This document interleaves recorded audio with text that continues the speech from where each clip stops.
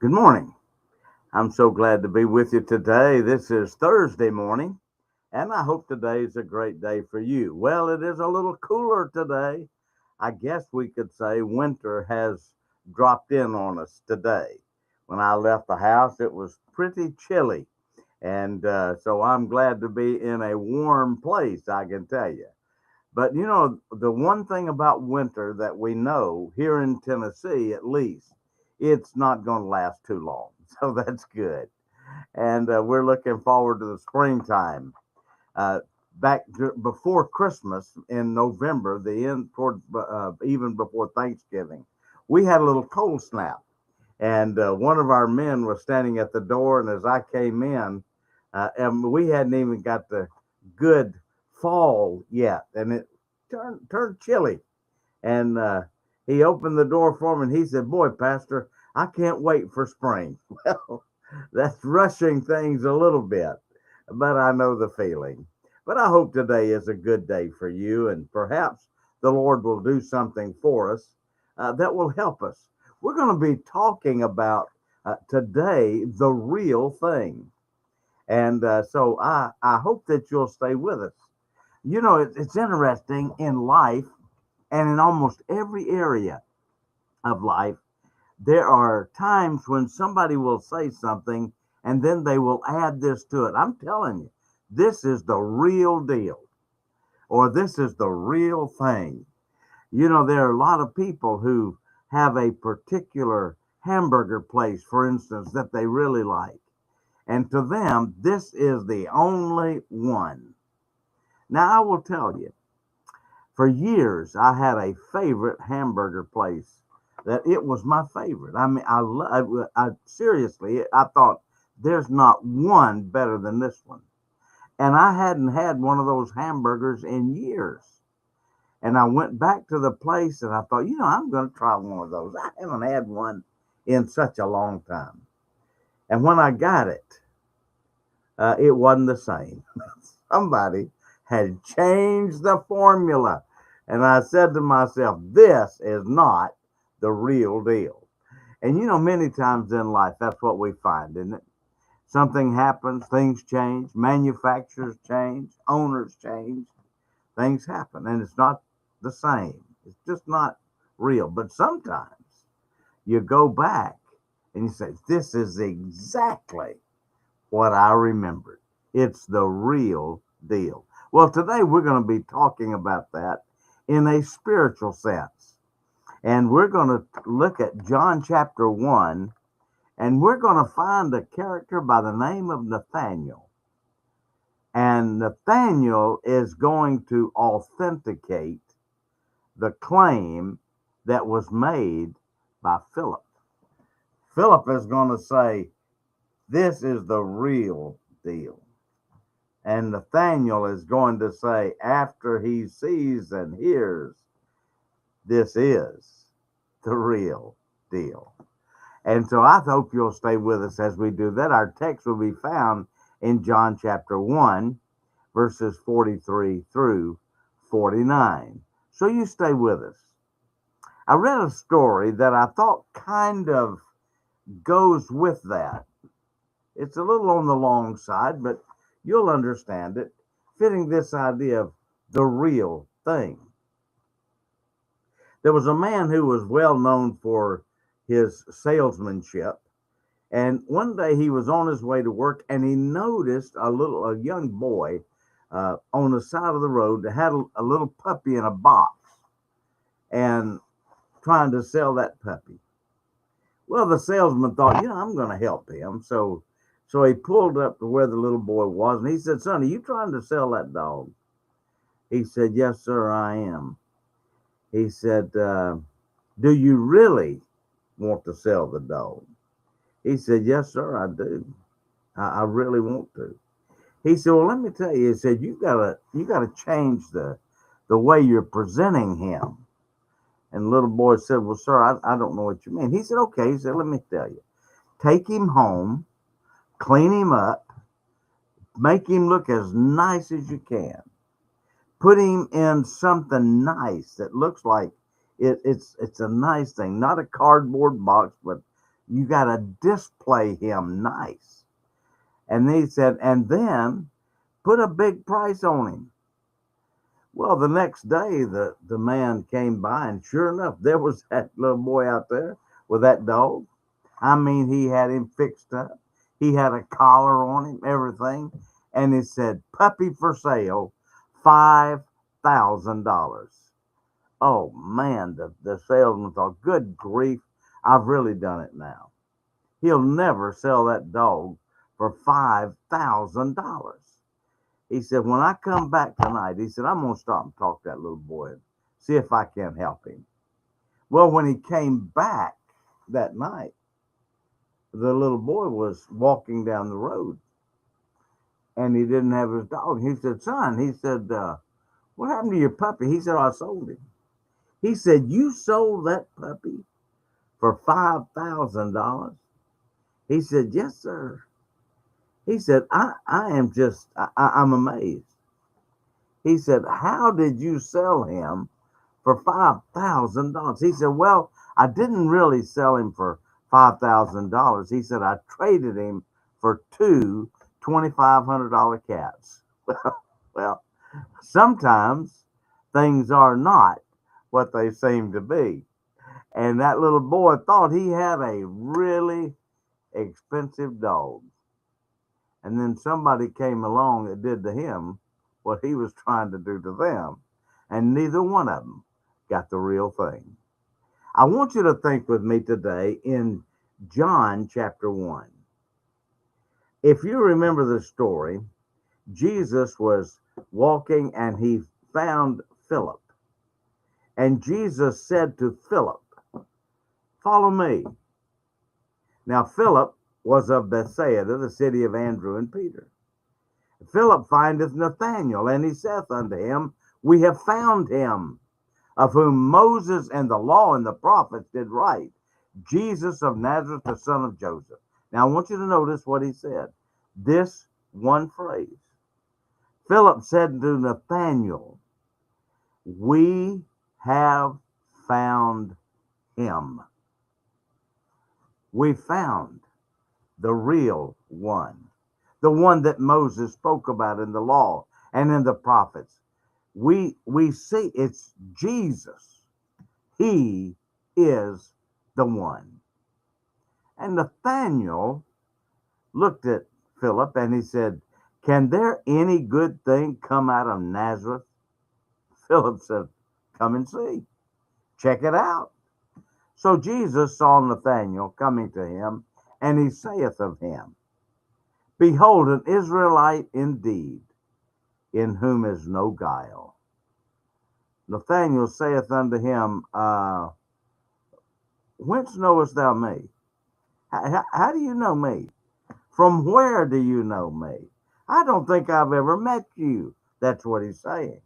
Jesus answered and said unto him, before that Philip called thee, when thou wast under the fig tree, I saw thee.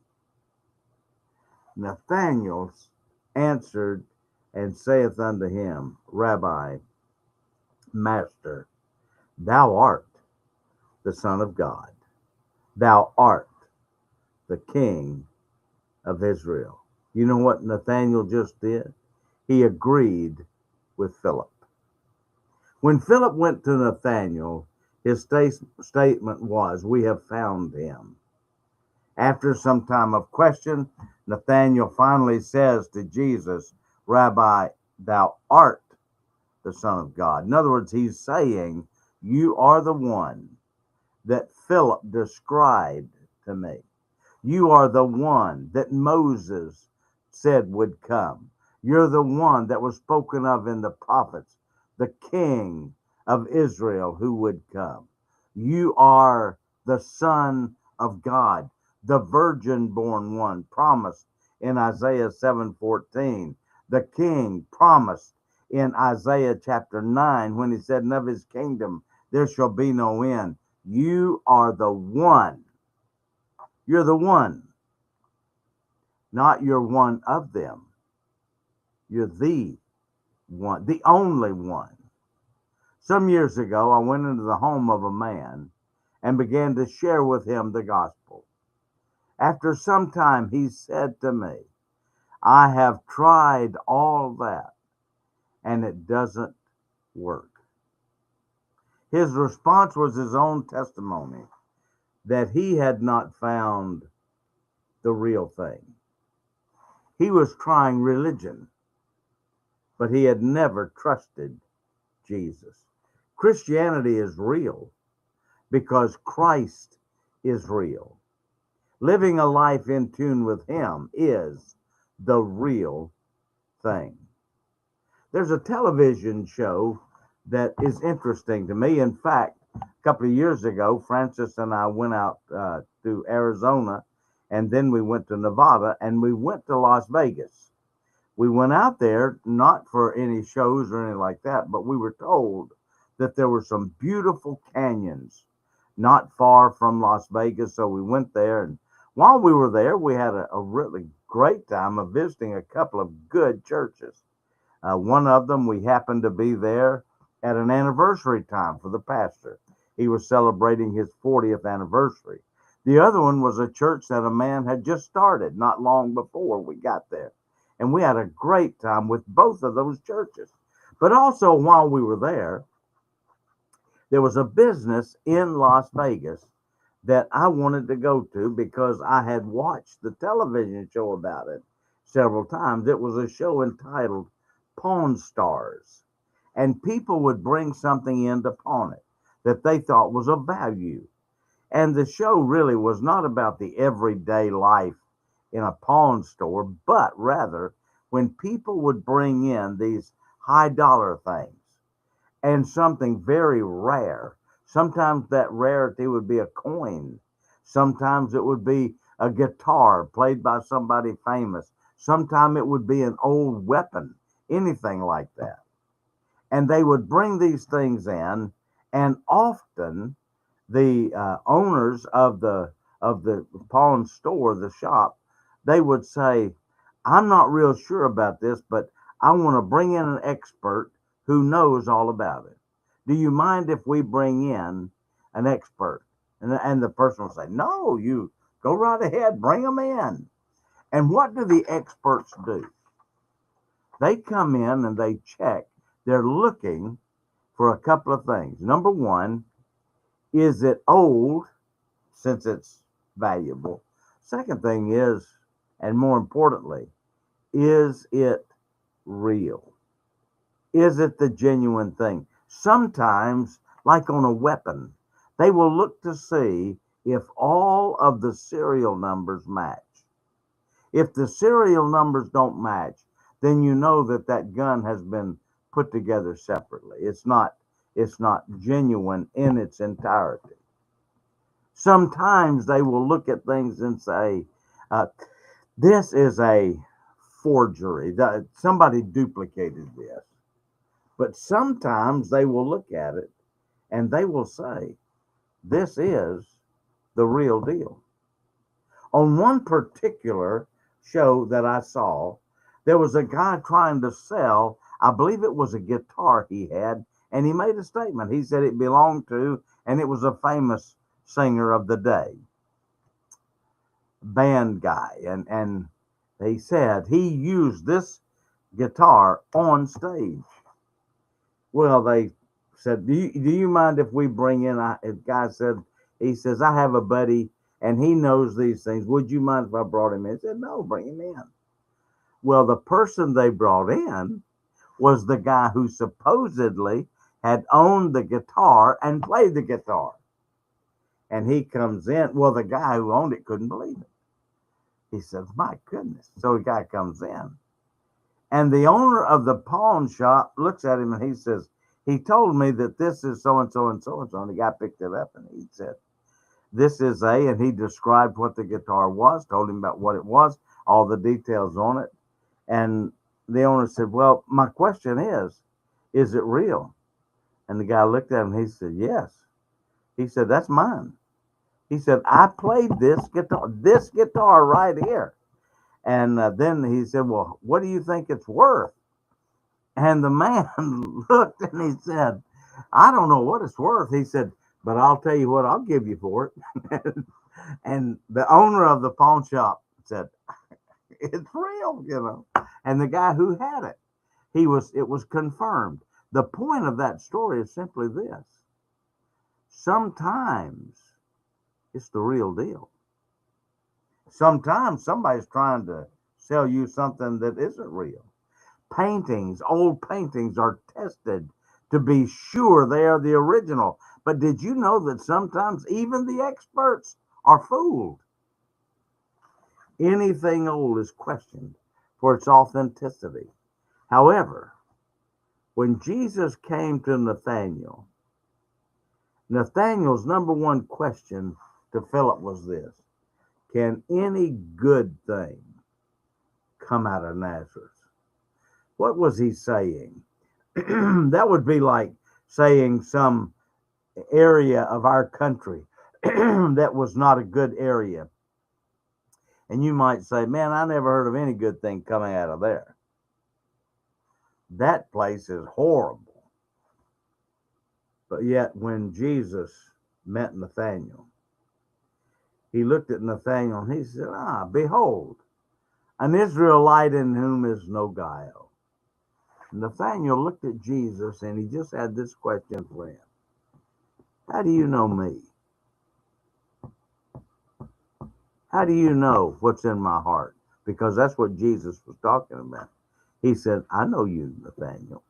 Nathanael said, but how do you know me? And Jesus said this, one of the most interesting statements. He said, before Philip saw you and called you, I saw you under the fig tree. Now, how would Jesus know Nathanael was under that fig tree? Because Jesus is who he said he is. Do you remember one time Jesus said he did not need for anybody to tell him what was in man, for he knew what was in man. I want you to know Jesus knows me, and Jesus knows you. You know why? He's the real deal. He is real.